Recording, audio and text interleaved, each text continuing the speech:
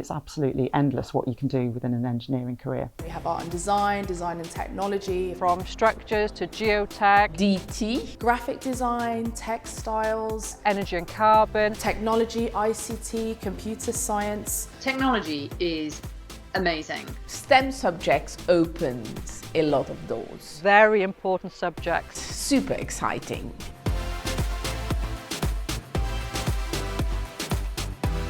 Is engineering a science? It's a difficult question to answer. You have to use a number of different skills to be an engineer on the railway. I think communication is key, but obviously maths, physics, etc. all come into that. So yes, it's a science, an exact science, maybe not so much. Is engineering a good career? Definitely.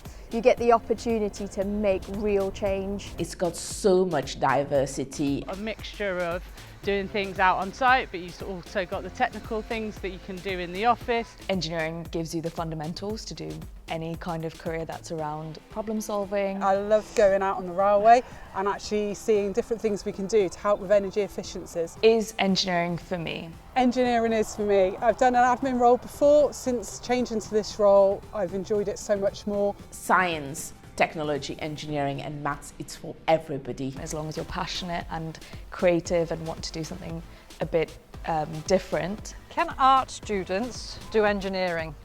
Definitely. I'm actually on the council at the Royal College of Art, and this is something that they've had across all of their curriculums for a while now.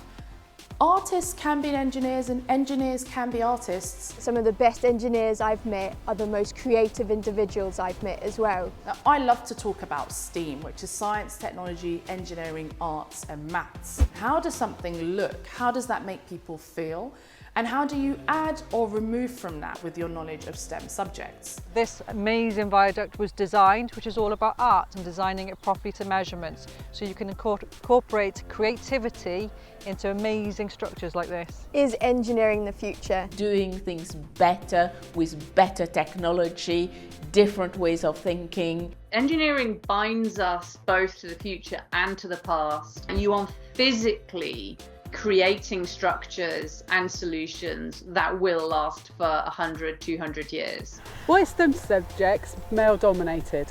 I don't think they are anymore because we're encouraging everyone to pick up STEM subjects. There are many misconceptions and preconceptions around STEM subjects and engineering. When we consider the stories that we hear and the histories that we can recall most easiest, most of them to do with STEM surround a male character, a male person. From day one, I mean literally from birth, if not before, we are categorizing girls and boys into some very narrow silos about what is acceptable behavior. We almost can't imagine what it would be to be female or any other gender and involved in STEM. Boys are being told, be adventurous and, be brave and be strong, and girls are being told be pretty, be a princess. If we can get their mind curious at an early stage, that may spark, and create great leaders in STEM subjects for the future. How can STEM subjects be used? We live in a world that depends on STEM. I'm an engineer and I have to solve engineering problems. So I could say I probably use a STEM subject pretty much every day. Innovation is key, so we use maths and technology to come up with any sort of solution to any railway problem. We've just developed a new footbridge, which is more environmentally friendly, cheaper and easier to maintain. It brings a lot of fun, all the gaming that you see.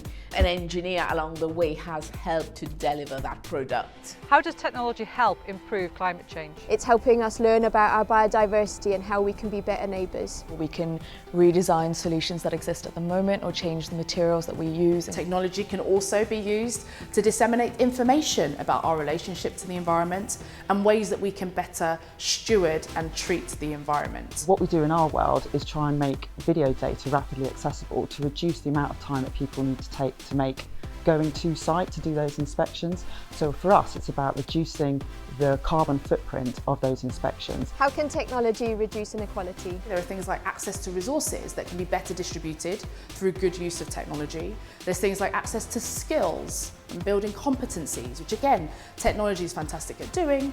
And then there's also access to information. Technology has helped us on the railway encourage people to come and join us who didn't think they had careers before. Technology enables us to join people from all over the country without having to leave their office.